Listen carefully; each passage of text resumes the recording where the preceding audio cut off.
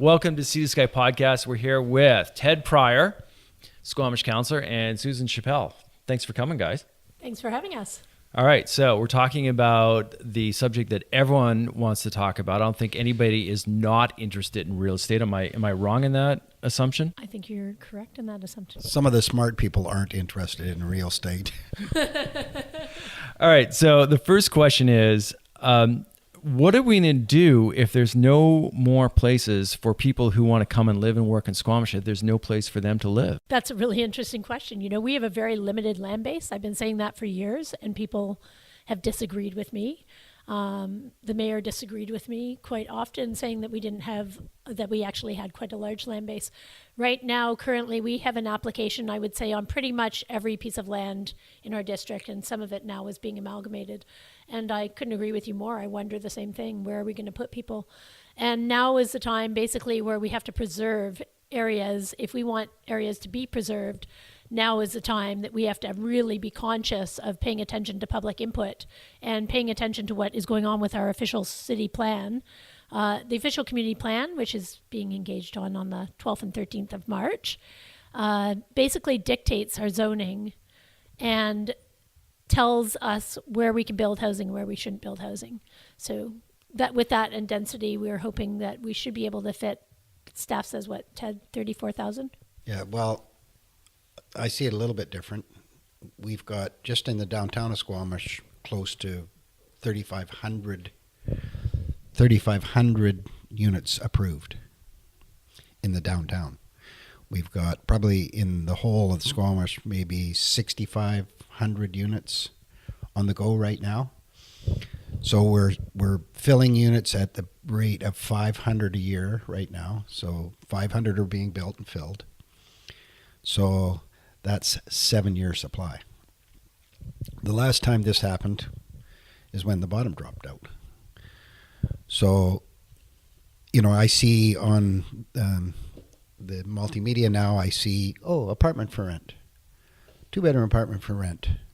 So they're starting to. I think there is a change coming in that, which is a little bit worrisome. But there is one heck of a lot of, you drive around downtown and see. You can see it 4-story, 6-story, 6-story, 8-story. So yeah, Ted, I totally agree with you that we will have occupancy for quite a few people coming up, and I think it's even more. I think it was 6,000 approved units in the downtown the last time we did. Somebody measured for us, and I don't disagree. There's going to be a huge bubble of a lot of occupancy for a while, but we have land use to plan for 100 years. And, you can look 10 years out and say that we're going to have enough housing to fill, although our property, the cost of property is going to be driven by the Lower Mainland, as well as if you look at globalization and the amount of people coming to our area is going to be immense. And even just the fact of climate change and refugees. You look at billions of people around the world that are being displaced by changing climate and changing circumstances, not just climate, but geopolitical problems around the world. Marcus, you worked in the Middle East. I'm sure you can speak to that. So if you look at our area as being a desirable place to live that's on the ocean, in the mountains, there's very few communities in the world that are like that. And the word is out. People keep saying that people know where Squamish is now.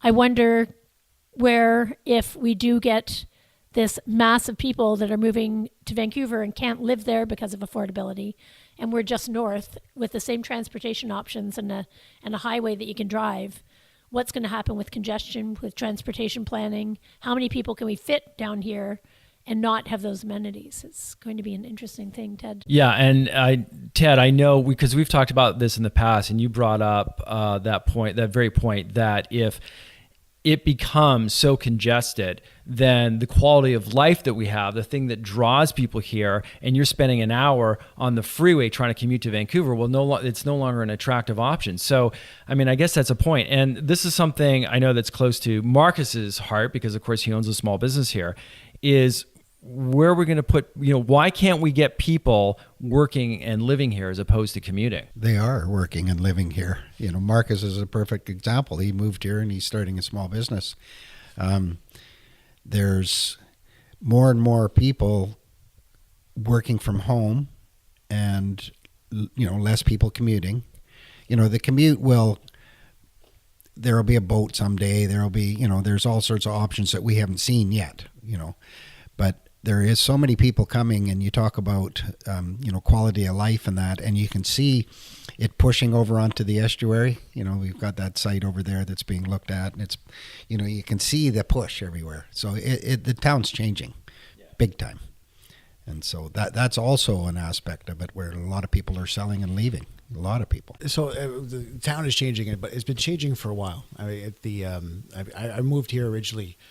It was 98. I originally moved here, and this when I called it the identity crisis of Squamish happened, where it started moving towards where we have today.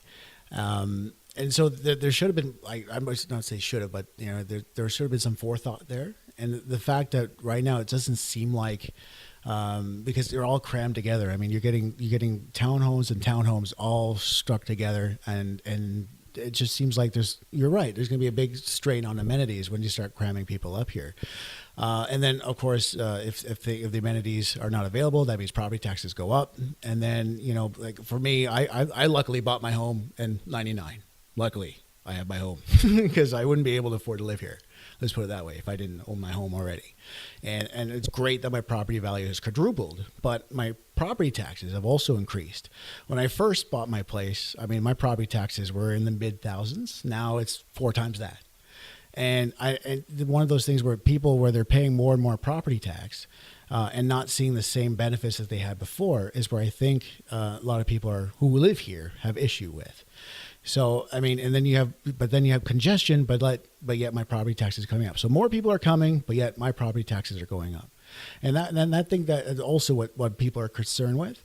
And there's been a lot of ideas that have been tabled, like let's get some businesses up here. Let's build some like a business park. Let's get them paying some property taxes. Let's get some people putting money back into the district. And but now you've been saying how there's a space problem. So I mean, it's trying to find that balance, and I'm just wondering, where is that balance? Well, it's funny because as a little council that we are, all those things that you lift. I mean, we have the planning department and our engineering department and all that. We meet once a week, and the best thing we can do is go kind of down the middle of the road. But we're not anywhere sophisticated enough to make the decisions to answer a lot of those questions. We're just not there.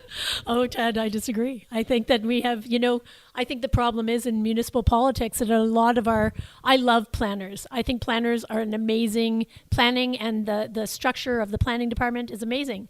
I just did a degree in economy, and with my degree now, I look completely differently at our land use planning. And Marcus, I agree that you can't always just raise taxes. You have to have some industry.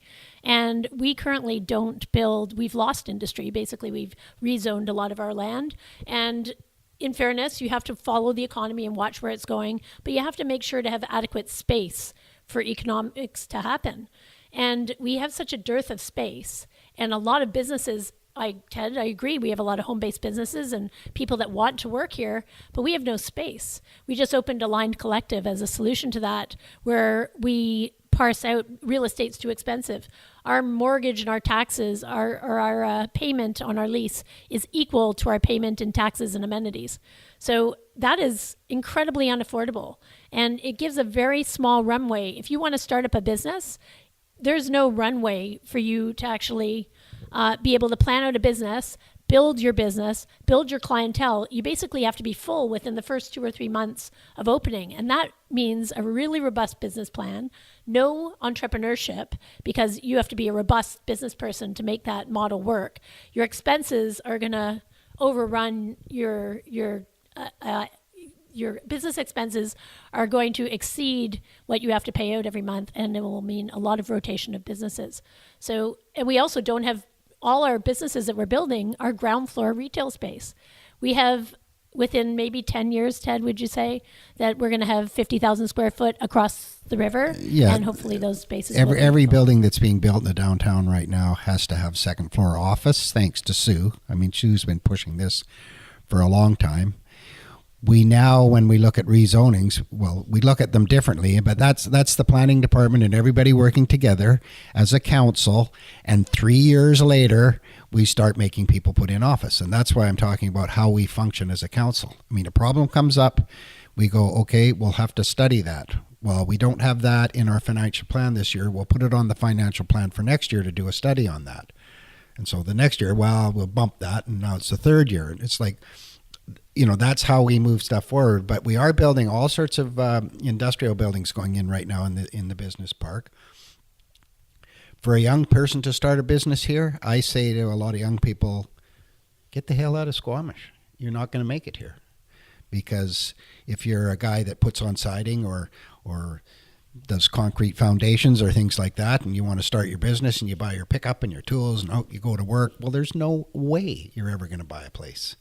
So it's a no starter for a lot of those guys. Yeah, you say that, but then the other problem is that just up the highway, we keep talking about people coming up from the lower mainland, but just up the highway, you got Whistler, and they got bought out by the Vail? Yeah, Vail Corp, and they have no inclination to build employee housing. In fact, they look at their Colorado resorts where everyone commutes in. So they're looking, it's not going to be Pemberton because they're not going to build anything up there. So that means Squamish. And okay, so where are we going to put all those Whistler people? That's tough. They have a housing corporation. The Whistler Council had the foresight to have a housing authority. Was about 20 years ago, they put in a housing authority so that they could have employee housing. But they also had a mandate to keep their employees in town. I don't know what that's going to look like with Vail Corp, but it is. They are at zero vacancy as well. We have not had the foresight to have a housing authority. Yeah, but Sue, on that, that's another topic that's one of Sue's favorite topics. Yeah. And she's been lobbying for this housing authority. And I got to hand it to Susan on a lot of these things. Like, she started squawking about that a couple years ago. And it might not have taken notice, but now we're all looking at it. And we will have a housing authority. We're working on that now. But that's how we work. It's a talk now, and 3 or 4 years later, we'll get it. And so, that's been 7 years though, Ted. Like, I've been squawking for 7 years, and we still don't have policy that forces developers to build affordable housing. We're looking at community amenity contributions. It's not enough. You can't take in a few $1,000s and hope it's going to solve your housing problem. You have to have some sort of policy that says you are building affordable units. Whistler has policy that says 15 to 20% of units built have to be in the housing authority. Okay, but here's the problem. If you say 15 to 20% have to be in the housing authority, developers are going to look at that and they're going to say, well, no thanks. We'll go to Burnaby. We'll build in Burnaby. Because they're going to say, here's what construction costs are, here's what land costs are, and our margins are probably 15%. That's where you have to density bonus. You definitely have to, you can't just say, here's your building, this is going to be X number is going to be affordable. You have to make it appealing to the developer for sure. And sometimes that means height bonuses. Sometimes that means parking leniencies. It depends how badly you need the units. If you need the units, you have to come up with ways that is affordable. And Ted knows much more. One of the things I've been doing recently is really paying attention to staff's recommendations. So I read in my package staff's recommendations. And I go, okay, like, these guys are used to dealing with us, and you were just praising the planning department just a minute ago. And, we do have some smart planners. But why don't we have a housing authority? We have smart planners. So why don't we have one, Sue? Because we don't. We have people that watch our economy as far as our budget. Their job is to budget. But their job isn't to look at the economy of what we're doing. So planners aren't economists, and you can't look at supply and demand and be able to figure out like how much are things costing us? What are the long-term financial repercussions of building on your green space? What are the, like, asking the tough questions that one department, like the planning department, they're planners. They can't really. The planning department looks at what's the best land use, but not really at how much is that land use going to bring in taxes. What are are we bringing in enough taxes? Are we building density? But what are the repercussions of building massive amounts of density? When do we need to renew our infrastructure and which is engineering's job? But all these departments work in very small silos.